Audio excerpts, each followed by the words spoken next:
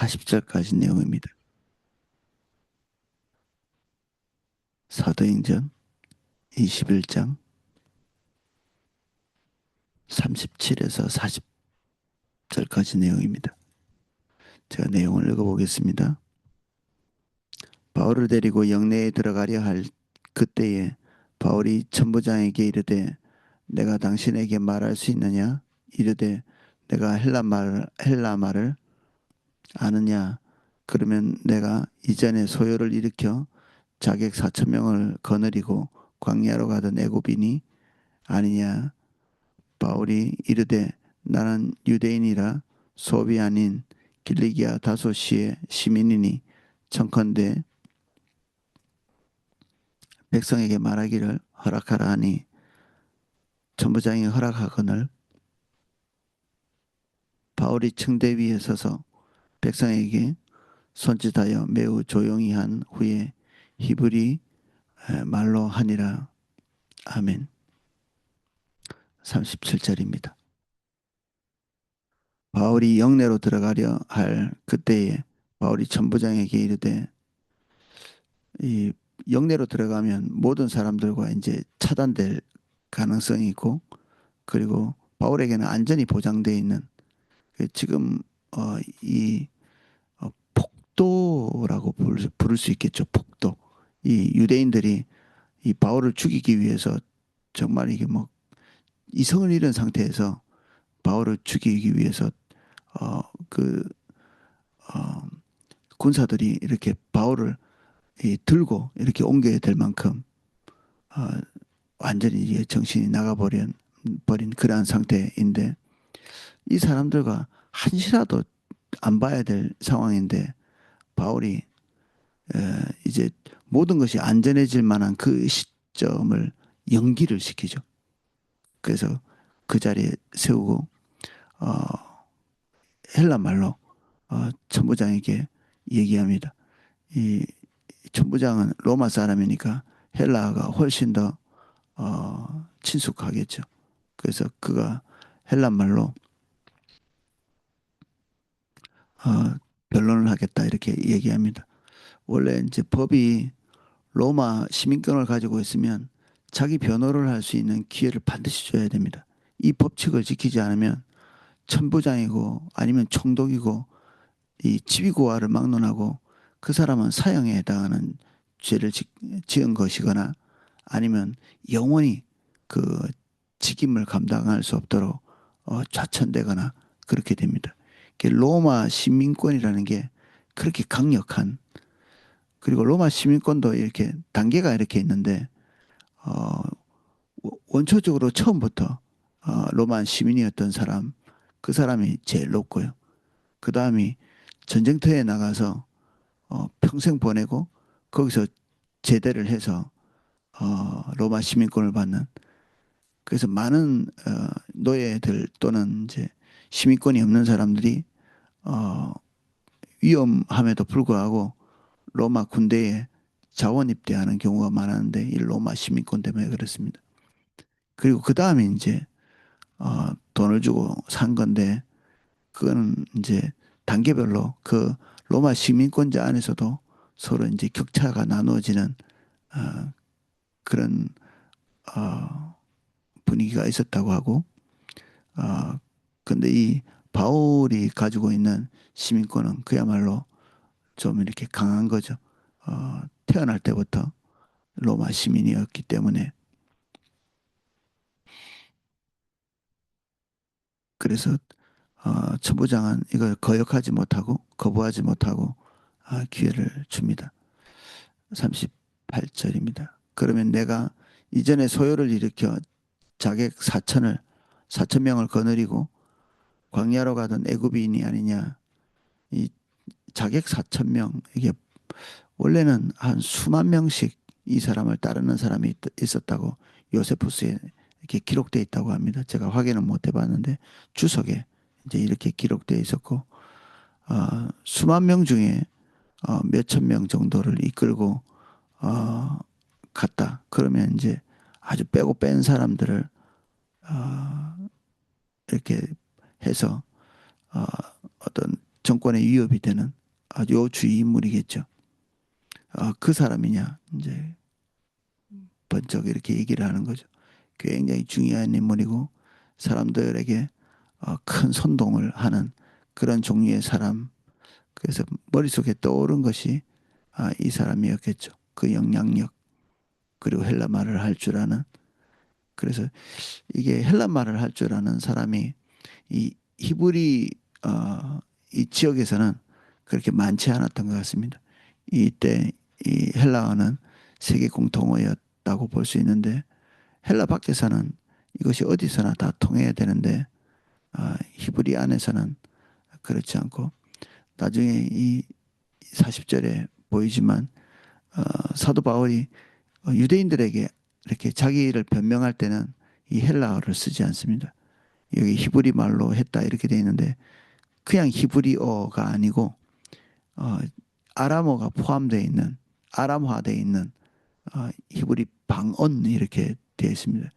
이 방언이 순수한 이 어, 히브리어도 아니고 그들이 이제 히브리인들이 그 토착민들이 오래전부터 써왔던 그런 식의 어, 언어를 쓴 거죠. 그래서 사도 바울은 최소한 이 두 가지 언어에 능통했던 사람이라고 볼 수 있습니다. 둘 다 자기 말처럼 할 수 있는 그런 종류의 사람이었죠.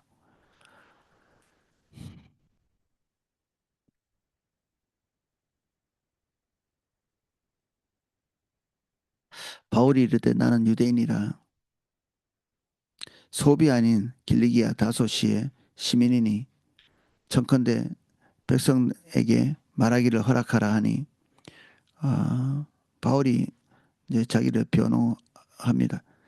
자기가 애굽인이 아니고 소읍이 아닌 조그마한 시골 도시의 어떤 그 로마 시민이 아니고 이 길리기아 다소는 대학교가 서 있을 만큼 큰 곳이었습니다.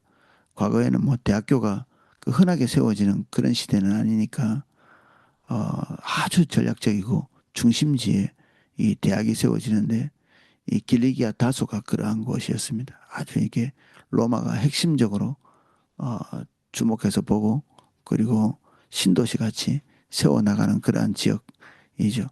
근데 그곳에서 본인이 시민권을 가지고 있는 존재다. 이 시민권은 좀 힘이 있는 시민권인 거죠. 그래서 자기를 무시하지 않도록 과거에 이 시민권을 사용했으면 감옥에도 안 가고 매도 안 맞았을 그런 상황에서는 이 시민권이 있다는 말도 하지 않았는데 이때 그가 복음을 전해야 하고 그리고 하나님의 인도를 따라서 가야 되는 이 시점쯤에 쯤에는 그가 가지고 있는 모든 그 권한 그리고 어떤 조건 이런 것들을 총동원하고 있는 모습을 볼 수 있습니다. 하나님이 쓰라고 말씀하실 때 그때 가지고 나와서 쓰고 있죠. 우리는 남보다 조금 더 가지고 있으면 그것을 가장 최전방에 꺼내서 어디 가든지 그것만 쓰는 그런 경우가 있는데 사도 바울은 그렇게 하지 않았습니다. 본인이 가지고 있는 어떠한 재능 그리고 자원이라 할지라도 하나님의 통치 아래서 그것들을 묵혀둘 수도 있고 쓸 수도 있는 그런 종류의 사람이었죠.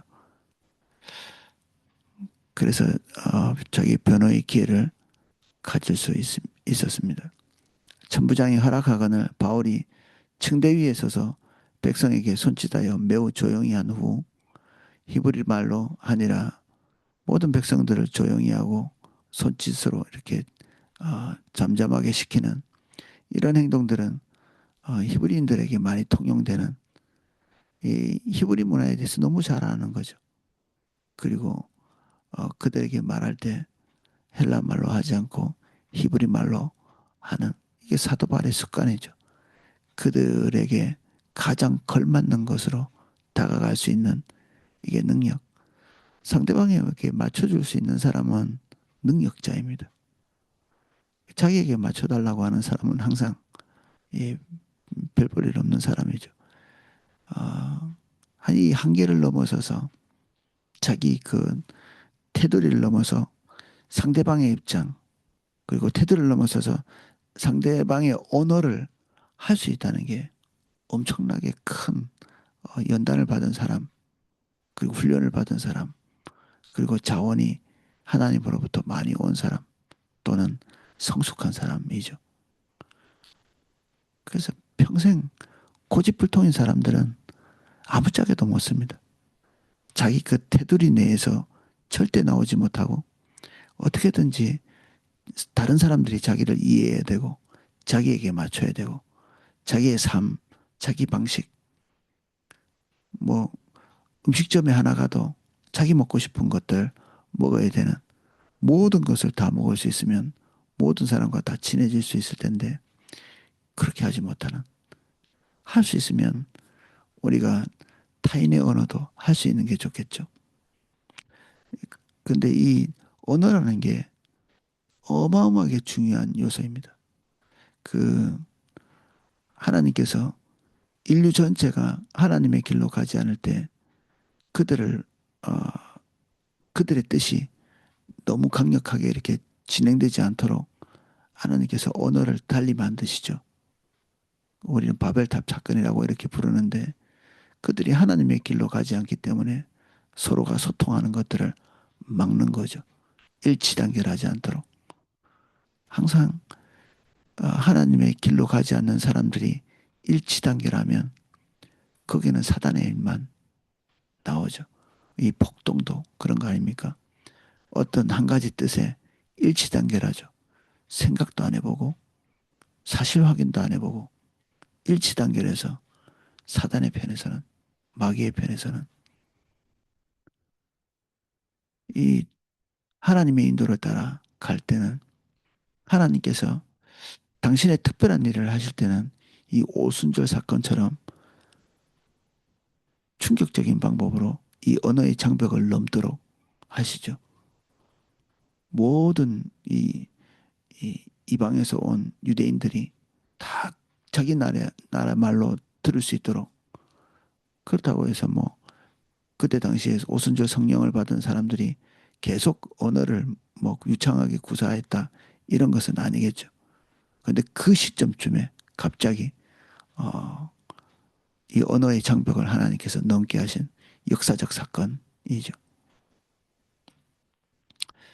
그래서 이 언어의 장벽을 넘지 못하면 복음 전하는 것도 소용없고 뭐 소위 말하는 영성도 아무짝에도 쓸모가 없습니다. 언어가 소통이 돼야 그 다음에 영성도 있고 그리고 기도 사역도 언어 한마디 못하면 그 아주 정확한 그 하나님의 성령의 인도가 있어도 그 언어의 장벽은 그것을 얼마든지 차단해내거든요. 그래서 하나님께서는 이 언어의 장벽을 사도 바울이 태어나기 전에 예수님이 오시기 전에 일단 한 차례 걸르셨죠. 그래서 그 전에 어, 모든 민족들이 다 자기 언어, 자기 방언을 쓰고 있을 때 그때까지만 해도 세계 공용어가 없을 때 하나님께서 알렉산더 대왕을 통해서 어, 이 헬라 언어를 보편적으로 쓸 수 있는 공용어로 만드셨죠. 지금의 영어처럼 어느 나라 가도 대략은 영어를 가지고 쓸 수 있는 것처럼 헬라 말이 그때 당시 그랬었습니다. 사도 바울은 그것에 익숙한 사람이었고 그래서 언어의 장벽을 해결하고 난 다음에 예수님께서 오시고 복음이 전해지고 마치 이 언어의 장벽이 어, 무너진 것이 복음 전파를 위해서 그렇게 된 것처럼 근데 실질적으로 보면 이 헬라어를 세계 공용어로 만들었던 이 그 알렉산더 대왕은 20대에 죽거든요. 그의 삶에 이걸 통해 가지고 뭐 득본 것이 없습니다. 유일하게 어, 이 헬라어가 통용되었기 때문에 지금까지도 남아 있는 것은 기독교뿐이죠.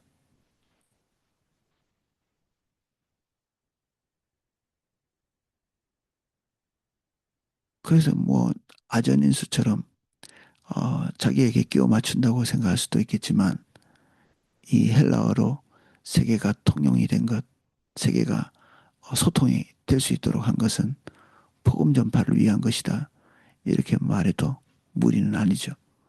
이 세계에서는 바울을 아는 사람도 있고 모르는 사람도 있지만 사실 어떤 면에서는 바울을 위한 것이다.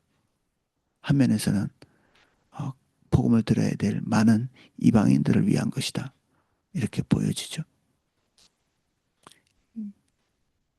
그러면 하나님께서 지금 대한민국에 어, 언어의 장벽을 여시는 부분들을 더 있죠. 그 한국에 오는 외국인 노동자들입니다.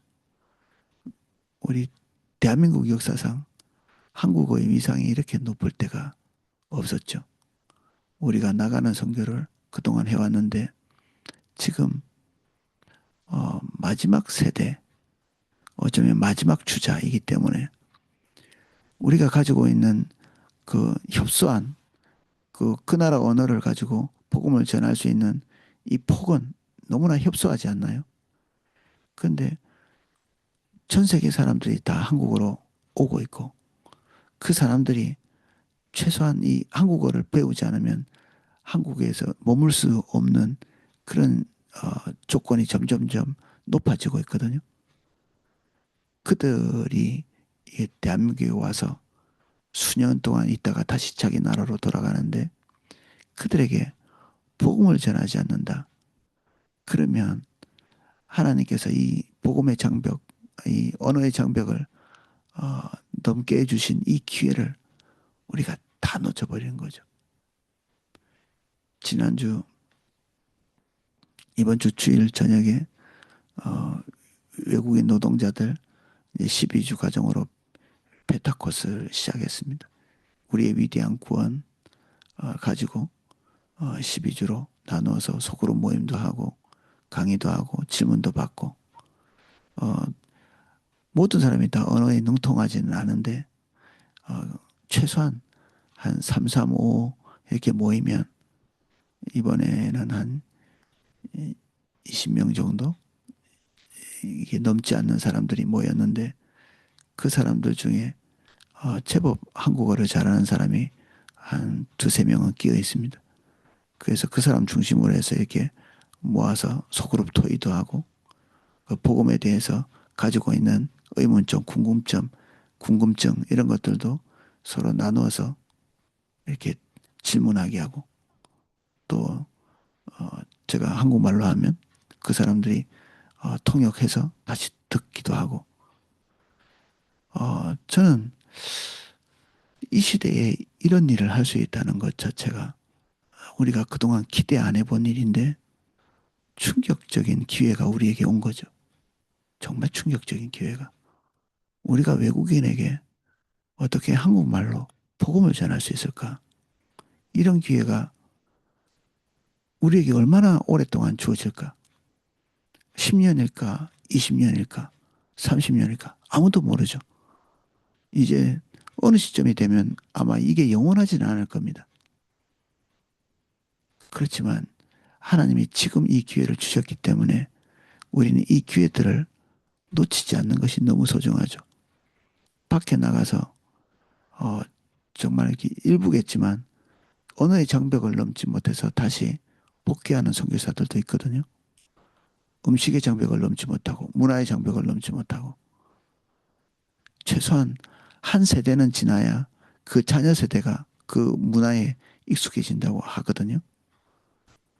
그러니까 외국에 나가서 문화의 장벽과 언어의 장벽을 넘어서 복음을 전하는 게 무지막지하게 어려운 거죠. 훌륭한 분들 많이 있지만 그분들은 아주 우리가 보낸 선교사들 중에 극소수에 불과할 수도 있습니다. 그런데 언어의 장벽을 넘지도 못하는 우리에게도 이 타문화권의 사람들을 복음을 전할 수 있는 기회가 주어졌는데 우리가 이걸 놓치면 하나님 앞에서 정말 이렇게 너무 안타까운 일이죠. 그래서 어, 하나님께서 열어가고 계신 여러 가지 일들 중에 정말 소중한 일 중에 하나가 지금 현재 대한민국에 와 있는 외국인들에게 복음을 전하는 일들입니다. 바울처럼 한 세계 공통어 같은 것 정도는 할 수 있으면 뭐 더할 나위 없이 좋고, 그러나 이걸 넘어설 수 없는 사람에게도 주신 우리의 세대, 이 세대를 그냥 흘려보내지 않는 저희들 되기를 예수님 이름 축복합니다. 오늘은 여기까지 하겠습니다. 기도하겠습니다.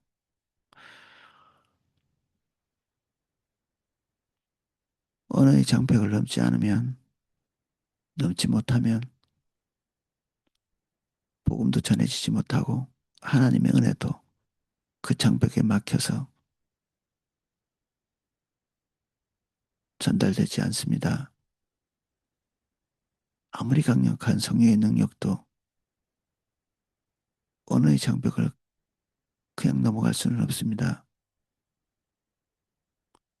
하나님께서 바울의 시대에 헬라어로 모든 민족에게 복음을 전할 수 있도록 하셨고, 오늘날 우리에게도 어느 정도 통용되는 언어가 있으며, 그리고 특별히 이 시대에 하나님께서 한국어의 위상을 올리시고 복음을 전할 수 있는 기묘한 기회를 우리에게 주셨습니다.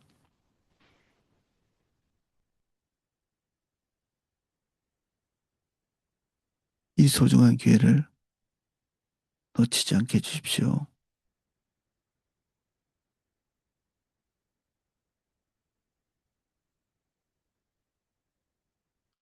우리 주변에 있는 외국인들 놓치지 않게 하시고, 외롭고 소외된 자들에게, 나그네에게 그들의 필요를 채우며 하나님 주신 그 기쁨을 같이 나누도록 구약 성경에는 여러 차례 권고하고 있습니다. 특별히 우리 시대에 우리를 찾아온 수백만 명의 외국인들에게 사랑을 보일 수 있도록 도와주시고, 그들과 관계가 연결될 수 있도록 은혜 주시고, 연결된 관계 안에서 우리가 배운 바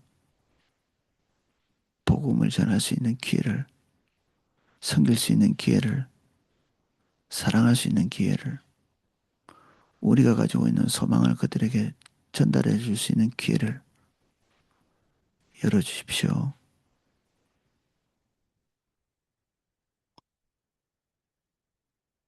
이천과 여주를 예수님 이름으로 축복합니다.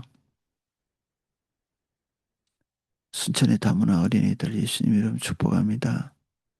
인천의 중국 성도님들 축복합니다. 세종시 조서 주변에 있는 어, 러시아 계통의 외국인들을 예수님 이름으로 축복합니다. 그리고 모슬렘들을 축복합니다. 그들에게 복음 전할 수 있는 기회를 허락해 주십시오. 주님 주신 기회를 잡을 수 있게 해주십시오. 예수님 이름으로 기도합니다. 아멘.